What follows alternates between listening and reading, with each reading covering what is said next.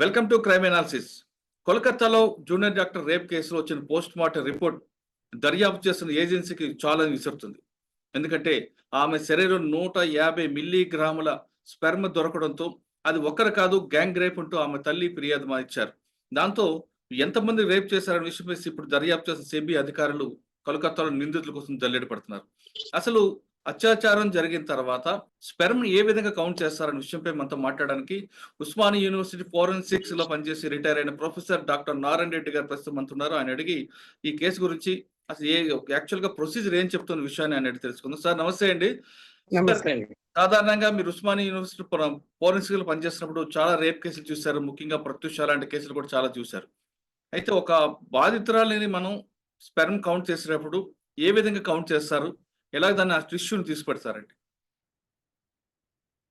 ఇప్పుడు ఒక బాధ్యతరాలను మనం ఎగ్జామ్ చేసేటప్పుడు మనకు ఇన్ఫర్మేషన్ బట్టి స్వాబ్స్ తీస్తాం అక్కడి నుంచి. వాటిని స్టెరైల్ స్వాబ్ యూజ్ చేయాలి. ఎందుకంటే కల్చర్ సెన్సిటివిటీకి మైక్రోబయాలజీ డిపార్ట్మెంట్ యూజ్ చేసి మనకు ఏదన్నా వూండ్ ఇన్ఫెక్షన్ వచ్చినప్పుడు ఏ రకమైన బ్యాక్టీరియాతో ఇన్ఫెక్షన్ ఉంది, దానికి ఏ రకమైన యాంటీబయాటిక్స్ పనిచేస్తాయని దానికి తీసేదానికి కేవలం స్టెరైల్, ఈ స్టెరైల్ గాజు ఇవంతా కూడా మైక్రోబయాలజీ ల్యాబొరేటరీలో ఉంటాయి. అవి తీసుకొని వస్తే చేతితో తాకకుండా సర్జికల్ గ్లౌస్ చేతులకు వేసుకొని ముక్కు నోటుకి ఒక క్లాత్ కట్టుకొని ఏ మాత్రం కూడా మనం మాట్లాడుతూ ఉంటే కన్నా తుంపర్లు పడినప్పుడు మన ఓన్ డిఎన్ఏ దానికి పోతుంది. అది స్వాబ్ తీసి ఫ్యాన్ ఎయిర్ కింద నీడలో ఆరబెట్టిన తర్వాత ప్యాక్ చేసి ల్యాబొరేటరీ పంపితే వాళ్ళు మనకు ఒక వారం లోపల డిఎన్ఏ ప్రొఫైలింగ్ ఇచ్చేస్తారు ఈ అర్జెంట్ కేసుల్లో. అంతకంటే ఎక్కువ టైం తీసుకోరు. అది ఓకే, కానీ అది ఎంత వెయిట్ అనేది కౌంట్ చేస్తుంటారు సార్? అలాగా వెయిట్ కాదండి, అది మిల్లీగ్రామ్ ఉండిండదు. ఆయన చెప్పింది మిల్లీ లీటర్. వెయిట్ చూడం, మిల్లీ లీటర్ ను మిల్లీగ్రామ్ అని అంటాడు ఆయన. అట్లే 150 మిల్లీ లీటర్లు అంటే మనకు ఒక టీ కప్ సాధారణమైన tea cup capacity 150 millilitre. మనము నీళ్లు తాగే గ్లాసు 200 నుంచి 250. సో అది ఆయన వెజైనల్ సెక్రీషన్స్ అవన్నీ కూడా అవి కూడా ఏవి కానీ కొలవరు, దేనికని తీసుకొని ఊరుతూ ఉంటుంది. అది ఎలా చెప్పాడో తెలియదు. ప్రత్యూష కేసులో ఎట్లయితే మునుస్వామి గారు తొందరపడి ఒకదానికి ఒకటి చెప్పి దాన్ని అంతా పక్కదావ పట్టించాడు, ఈయన కూడా అలానే చెప్తున్నట్టు నా అభిప్రాయం. ఎందుకంటే అట్లా ఎవరు కానీ 150 ml 150 వ్యక్తి కానీ ఒకసారి రతిక్రియలో పాల్గొంటే ఒక 2-3 రోజుల గ్యాప్ తర్వాత కేవలం అతని నుంచి వచ్చేది 3 నుంచి 5 ml మాత్రమే. అటువంటిది 150 ml రావాలంటే ఎంతమంది ఉండాలో ఊహించుకోండి. ఇది ఊహకు అందంది. తర్వాత నేను ఆయన ఇది కూడా చేశాను స్టేట్మెంట్. శరీరంలో అక్కడక్కడ గాయాలు తగిలాయండి. ఇద్దరు పెనుగులాడుతూ ఉన్నప్పుడు ఎక్కడైనా గాయాలు తగలచ్చు. ఆ గాయాలు ఎన్ని ఉండేది, ఒకడు కాజ్ చేశారా, 3-4 కాజ్ చేసింది, అంతా స్క్రాచెస్ ఉంటాయి. వాళ్ళను సైలెన్స్ చేయడానికి కొట్టింటారు. తర్వాత ఈ పెనుగులాడేటప్పుడు స్క్రాచెస్ ఉంటాయి, అతని మీద కూడా ఉంటాయి. ఈ పెనుగులాడేటప్పుడు ఇవన్నీ జరుగుతాయి. సో ఈ గాయాలను బట్టి ఒకడు చేశాడా 10 మంది చేశాడని చెప్పడం అనేది ఇంపాసిబుల్. సో అతని స్టేట్మెంట్ గురించి నాకు ఎందుకనో మన మునుస్వామి గారికి డూప్లికేట్ ఏమో ఈయన అని అనుకుంటున్నాను. అనవసరంగా మునుస్వామి గారు ఇచ్చిన ఒక స్టేట్మెంట్ వల్ల అది ఈ రోజుకు గ్యాంగ్ రేప్ అండ్ మర్డర్ అయిపోయింది. ఇది కూడా అట్లే ఏటుగా ఉంది. రెండవది, డాక్టర్లు ఎప్పుడు కానీ వాళ్ళు ఇటువంటి స్టేట్మెంట్ ఇవ్వకూడదు. వాళ్ళు పూర్తి ఇన్వెస్టిగేషన్ వరకు ఆగాల. దాంట్లో ఏమన్నా ఆనవాళ్ళు ఉంటే ఇంజరీస్ ఉన్నాయా లేదా, ఇంకా సెమన్ ఉందా లేదంటే మేము కలెక్ట్ చేసి స్వాబ్ పంపిణీ. ఎందుకంటే కత్తితో చూసేది సెమన్ లేక వెజైనల్ సెక్రేషన్ అని చెప్పటం ఇంపాసిబుల్. వెజైనల్ సెక్రేషన్స్ కూడా వస్తాయి సెక్స్ అయిపోయిన తర్వాత. చెప్పండి సార్. ఇందాక మీరు చెప్తున్నట్లుగా ప్రతిలో పాల్గొన్నప్పుడు మగవాడి ఎంత క్వాంటిటీ వస్తుందండి? 3 నుంచి 5 ml. అది ఒక 2-3 రోజులన్నా మినిమం గ్యాప్ ఉంటేనే 3 నుంచి 5 ml. మరి ఆయన 150 మిల్లీగ్రాములు అంటున్నారండి. ఆయన మిల్లీగ్రాములని తూకం వేరు, ఆయన 150 ml ఉంటది. 150 ml అంటే మనం ఒక టీ కప్, సాధారణమైన టీ కప్ సైజ్ అది. అచ్చా, అంటే అంత స్పెర్మ్ వస్తుంది అంటారండి? ఇప్పుడు రతిక్రియ జరిగేటప్పుడు లూబ్రికాంట్ ఫ్లూయిడ్ వెజైనల్ వాల్స్ నుంచి ప్రొడ్యూస్ అవుతుంది. అది ఓకే. అందరికీ తెలిసిన విషయమే. హ్మ్. ఆ ఫ్లూయిడ్ ను చూసి ఈ డాక్టర్ గారు సెమెన్ అనుకున్నాడు. అచ్చా! అది పరిస్థితి. సాధారణంగా ఎంత వరకు రావచ్చండి ఇది? ఆ ఫ్లూయిడ్ చాలా గారుతుందండి. వాళ్ళలో హుహు. నుంచి.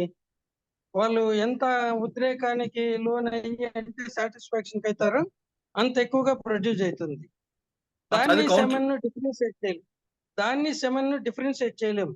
ఒక కెమికల్ టెస్ట్‌తో తప్ప. అచ్చా! సో, ఆ ఫ్లూయిడ్‌ని చూసుకొని ఈయన సెమెన్ అనుకున్నాడు. హుహు. అంటే ఇప్పుడు 150 మిల్లీగ్రాములనేది కరెక్ట్ కాదంటారు మీరు. కాదు. ఎట్టి హ్మ్. పరిస్థితి అసలు గ్రాములనేది రాదు, అక్కడ వెయిట్ చేయరు. హ్మ్. ఓన్లీ ఎంఎల్ అందాజాగా 10 ఎంఎల్, 5 ఎంఎల్ అట్లా 100 ఇట్లా చూస్తాం గానీ వాటర్ గ్లాసులో ఎంతుందంటే మీరు మిల్లీగ్రాములు, గ్రాముల్లో చెప్తారా? అవును. చెప్పం గదా! అవును. అది. సార్ ఈ కేస్‌తో మీరు ప్రత్యూష కేస్ కంపేర్ చేస్తారు. ఎందుకు?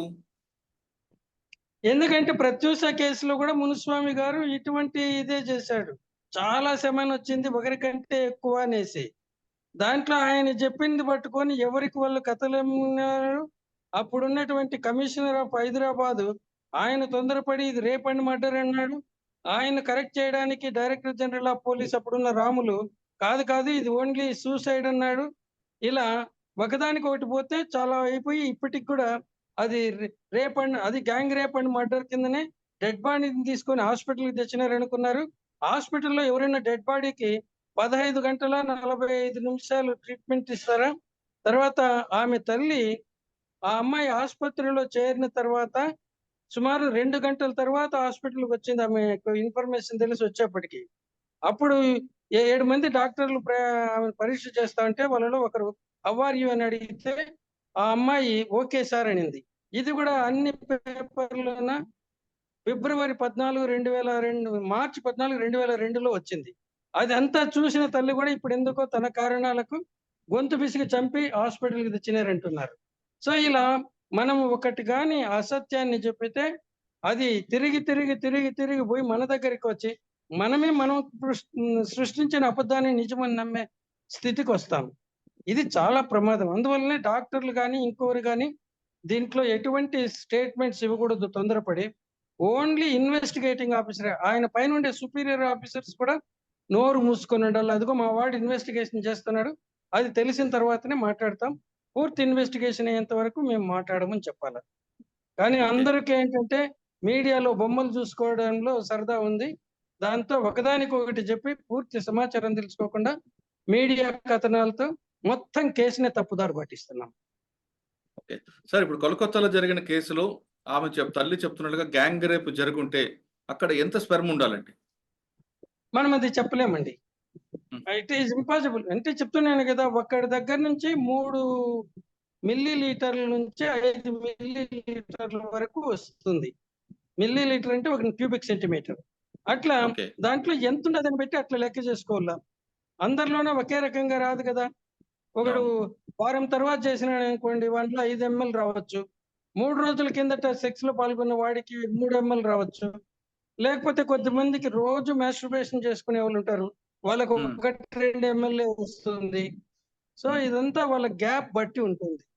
సో, ఇది అచ్చా! చెప్పడం ఎంతమంది అనేది ఎవ్వరికీ సాధ్యం గాదు. ఓకే. సార్ ఫైనల్‌గా చెప్పండి ఈ అది కేసు ఊహించి కరెక్ట్‌గా చెప్పడం కూడా తప్పు. ఓకే. సార్ చెప్పండి. ఫైనల్‌గా చెప్పండి ఈ కేసు దర్యాప్తు కరెక్ట్‌గా జరగాలంటే ఏం చేయాలంటారు? Postmortem doctors. ఏ పోస్ట్‌మార్టం డాక్టర్‌ది ఏముండదండి దీంట్లో రోలు. ఇంజ్యూరీస్ ఏముండాయో చెప్తాడు. దాంట్లో ఏం పరిస్థితులుండాయో చెప్పాలా. రెండవది సెమెన్, వెజైనల్ సెక్రీషన్ డిఫరెన్షియేట్ చేయటం వీలు కాదు కంటితో చూసి.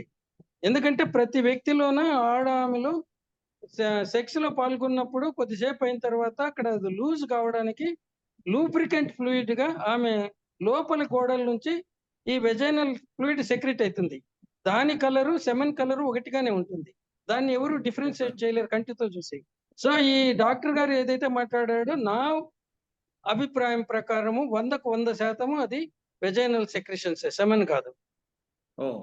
ఇవంతా గూడా ప్రాపర్‌గా మైండ్ అప్లై చేయకుండా తొందరపడి మీడియా ఇన్ఫ్లుయెన్స్ కు గురయ్యి చెప్పే మాటలు. ఓకే. మొత్తం మీద చెప్తుంటే నారాయణ రెడ్డి గారు చెప్తున్నట్లుగా ఈ కేసులో డాక్టర్లు మాట్లాడకుండా ఇన్వెస్టిగేషన్ ఆఫీసర్ మాత్రం మాట్లాడితే ఈ కేసు దర్యాప్తు కరెక్ట్‌గా జరుగుతుందని చెప్తున్నారు. లేదా ఎక్కడ ఏ మాత్రం తేడా వచ్చినా ఇది మరో ప్రత్యక్ష కేసుగా మారి ఇప్పటికీ ఎప్పటికీ మిస్టరీగా ఉండే అవకాశం ఉందంటూ నారాయణ రెడ్డి గారు చెప్తున్నారు. ఇది కోల్కతాలో జూనియర్ డాక్టర్ రేప్ కేసులో నారాయణ రెడ్డి గారి విశ్లేషణ. మరో అంశంలో మళ్ళీ కలుద్దాం. అంతవరకు నమస్తే. Thank you sir. Thank you very much అండి. Thank you.